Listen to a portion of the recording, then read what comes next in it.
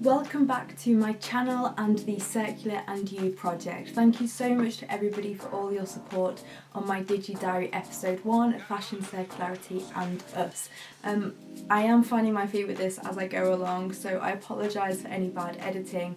I noticed when I watched back the first video there's a glitch right near the start, but hey, life is glitchy, let's embrace that and get straight into episode 2.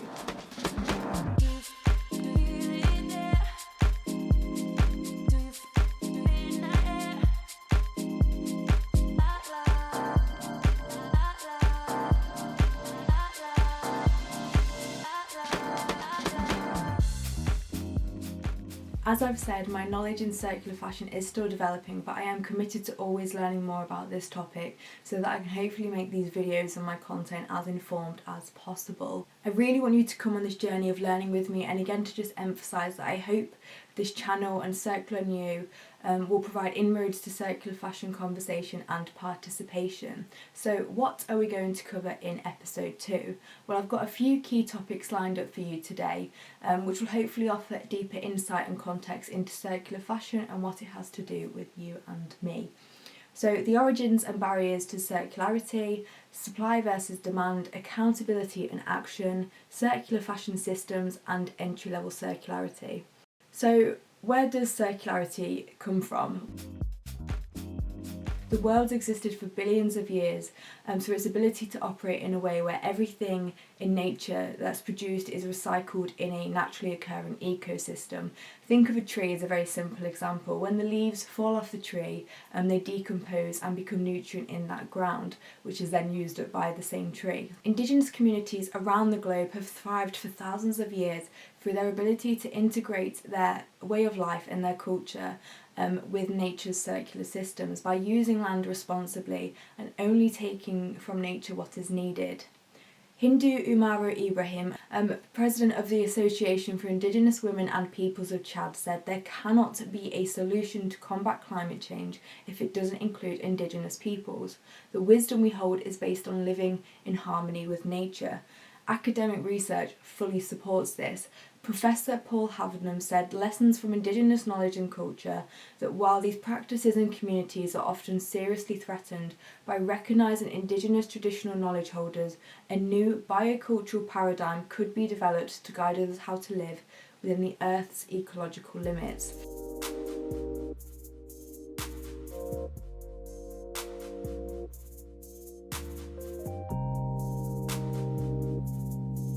I sometimes find it a bit ironic that here in the West we call ourselves developed nations, because as you look at our way of life, it's becoming increasingly out of touch with nature and our natural world. Concrete cities, plastic pollution, fast fashion, industrialised agriculture, factory farming. I'm going a bit off tangent here, but I think you get the point that I'm trying to make. In the UK, you could argue our way of life, whilst technologically advancing, has lost a core value of environmental stewardship. And it may sound like a very simple thing, but I think this might be making it difficult to fully comprehend the environmental implications of decisions that are almost trivial to us, like choosing the clothes we put on our back.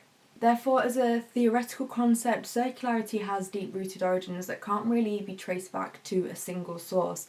However, its practical applications in modernity and industry have been gaining momentum since the late 70s, led by key academics and thought leaders. Circular fashion specifically is believed to have been first coined by Anna Brismar, owner of Green Strategy, in 2014. Brismar introduced the concept, a merging of sustainable fashion and the circular economy, at a sustainable fashion event in Stockholm back in 2014. This became a catalyst for spreading the concept within the fashion industry across a wider global audience. Circularity can be translated and embraced across different elements of human life and society.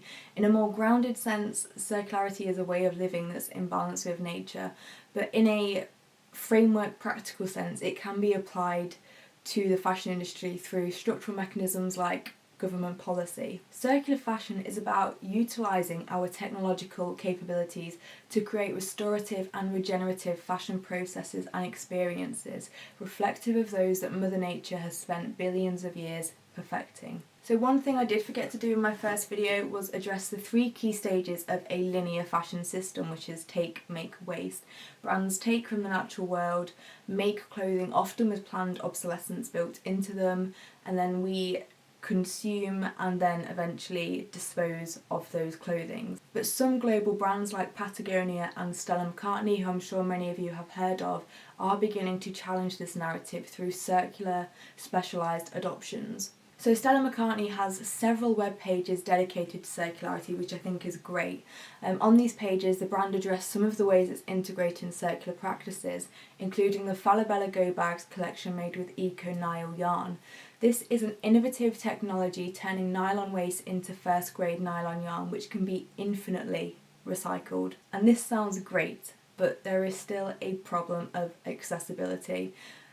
Priced between £450 to £540, these bags arguably service more as credible PR pieces than they are practical, attainable solutions for most consumers. Which leads us into barriers to circular fashion. There are current limitations to the scaling up of fashion business models, such as financial feasibilities. It's estimated that we will need to invest up to $30 billion per year on sustainability to develop from lab stage to pilot programs to commercialisation and then scale. Although investments at such scale are often beyond the capacity of individual players, and that's why collaboration is a core principle of the circular movement. Globescan also identified limited knowledge and lack of consumer demand as a potential barrier, whilst assessing the conflicting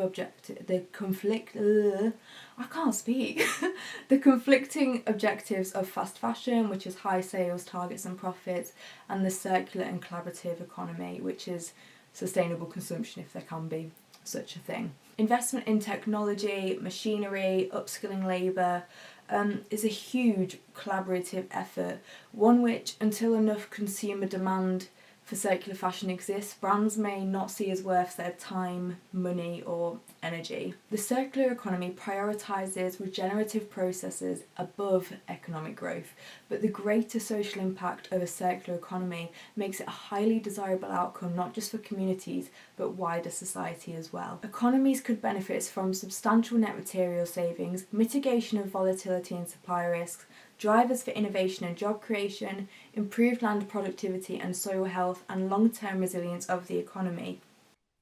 And when you take a snapshot look at the fragility of the current linear fashion system in the midst of COVID, this sort of future-proofing just makes so much sense. In my latest blog article on the Circular New website, which you can read now if you haven't, I touched on the supply versus demand debate because I wanted to try and understand where the greatest capacity to initiate change lies, and what it revealed to me is that education is key. Understanding circular systems will enable consumers to make more informed fashion decisions, such as who they get their clothes from, is it big brands or independent retailers, places they can go to take their clothes for recycling, repairs and so on. At the same time, brands need to be stepping up to make these things accessible to us, but this doesn't mean that that doesn't come without its own challenges. For example, clothing take-back schemes have started popping up in and with brands like H&M. I'm sure some of you have seen their in-store recycling bins.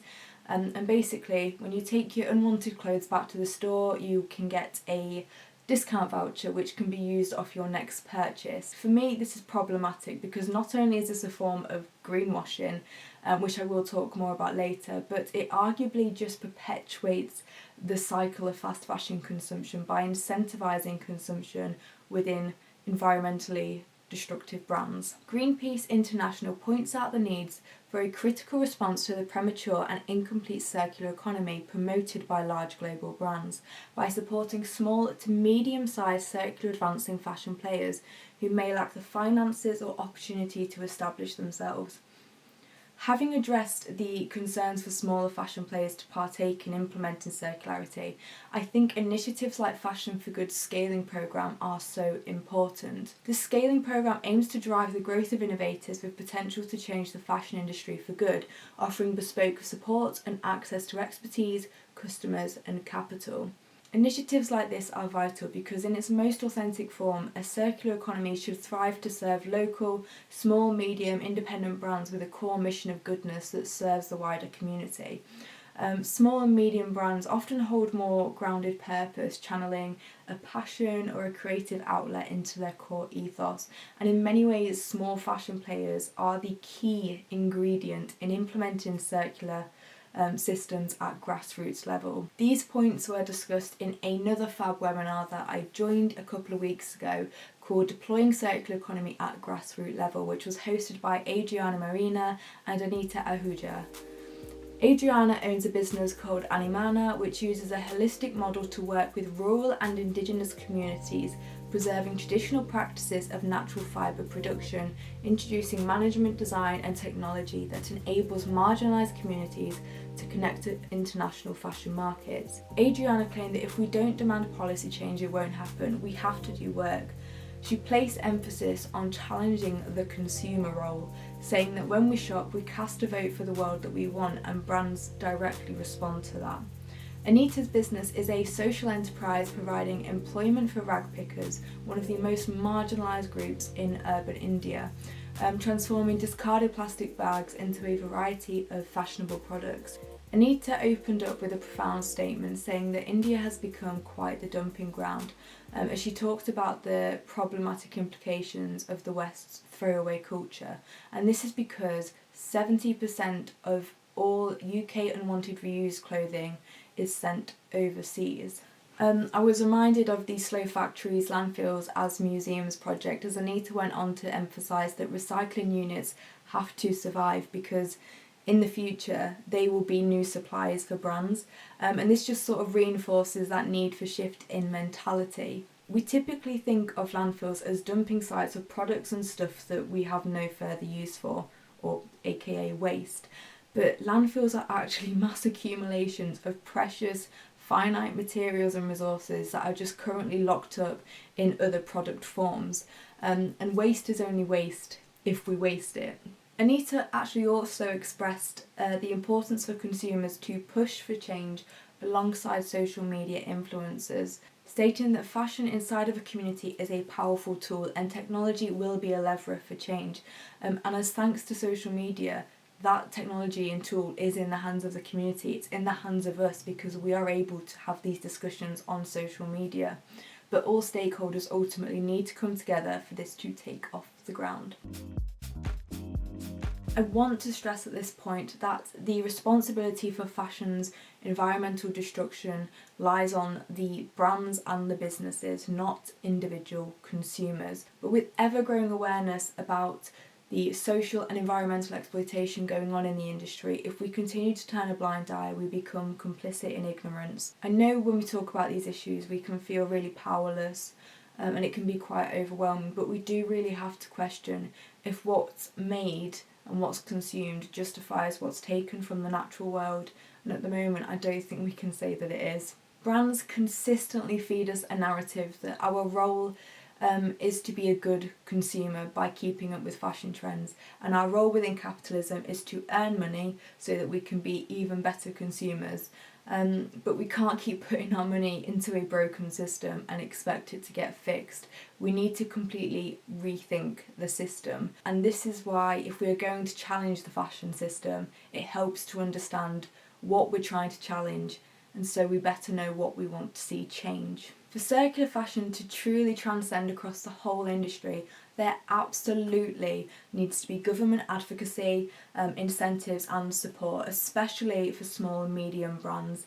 As highlighted by the 2019 Circular Fashion Advocacy Report by Ecopreneur, we need a system which ensures transparency, taxes resources, externalities and energy more, and labour less, sets up minimum requirements for fashion products on the market and bans those that do not meet them. but it's also important as a collective that the consumer pressure is applied to assert our needs and wants for circular fashion. As I said in episode 1, circularity is a newer concept and still largely discussed in very academic or business contexts, and this is just where I think bringing that consumer perspective into the conversation could help to drive the momentum of circular fashion forward. Individual action can be a great way to reconnect with our inner conscience, with nature, and can enhance our sense of self-purpose and inner peace. But without a doubt, unless brands, companies and governments take a stance, then individual efforts will always be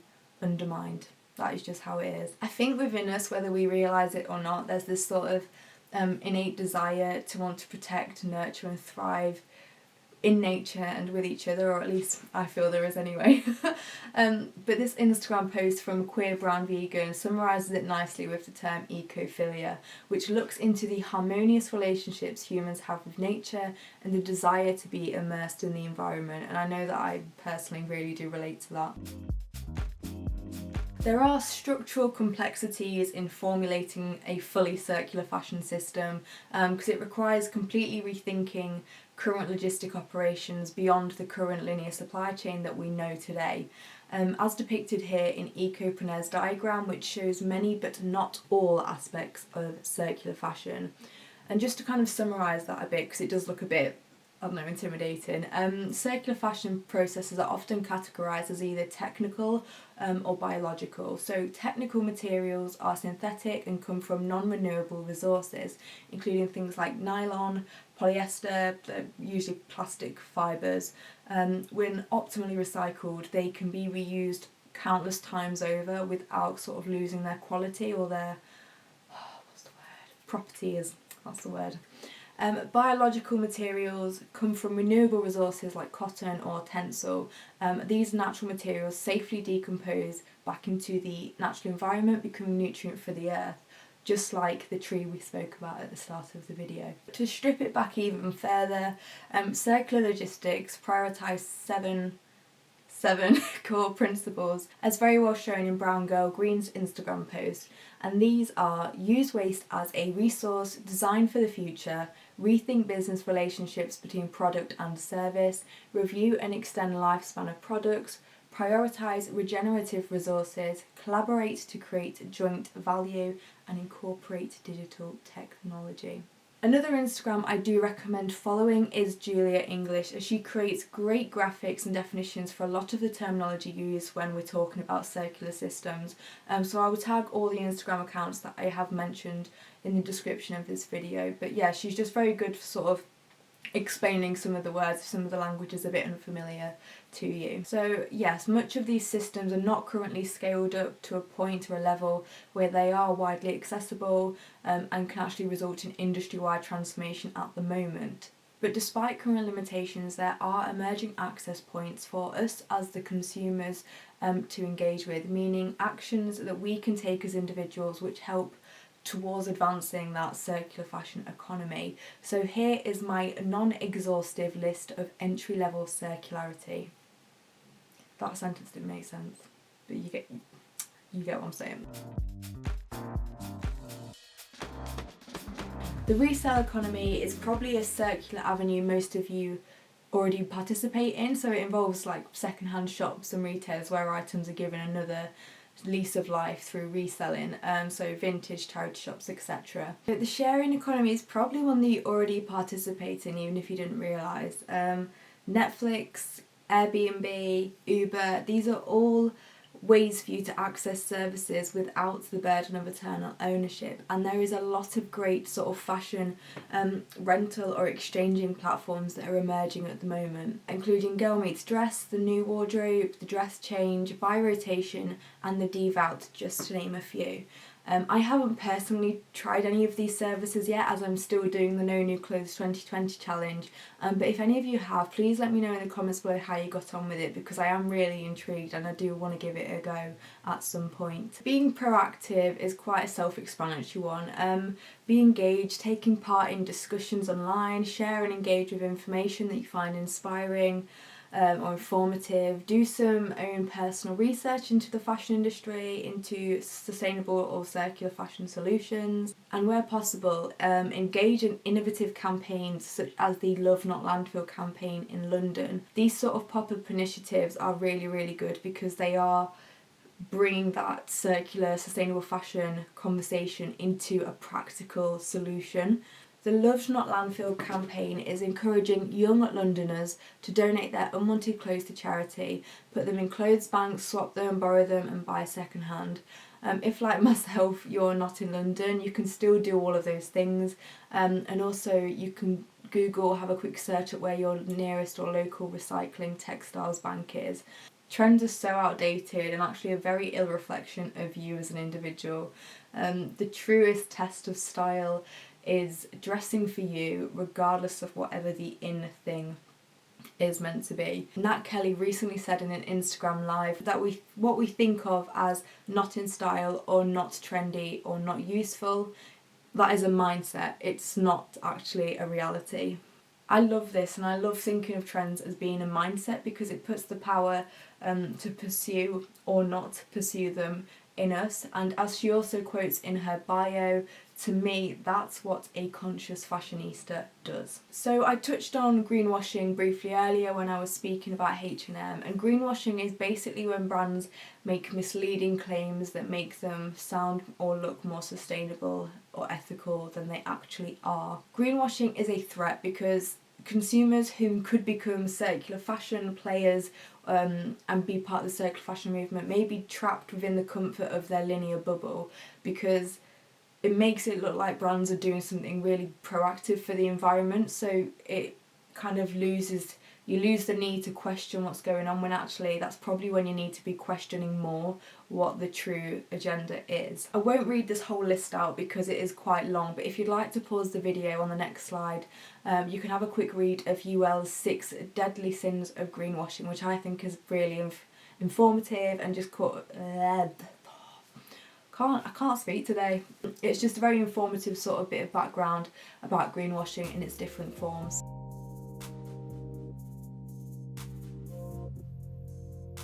And the last one might be my favourite one, maybe because I just have from a creative artsy background, but circular thinking can start right at home in your wardrobe. As our clothes wear and tear, it can be too easy to throw them away, although there is no such thing as away. But mending, repairing, customising, upcycling, or even just embracing brokenness as a feature of your clothes can help to breathe our existing wardrobes into new leases of life, which I also spoke about in a recent Instagram post. And for me, I've got clothes with holes in and whatnot, and I will get around to repairing them at some point, but I also embrace that because it tells the story of me and my clothes. Circularity is not just about thinking outside of the box, it's about rethinking the box entirely. Be as creative and innovative as you want. Obviously these aren't fully scaled up technical, logistical, mechanical, circular systems,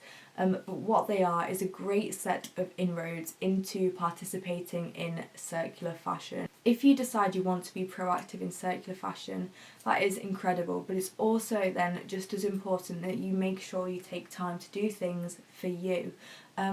When we're talking about activism and changing systems, it can be draining, it can be overwhelming, and it can be tiring. So make sure that your own energy is full and replenished before you give out to the world, else you will burn out.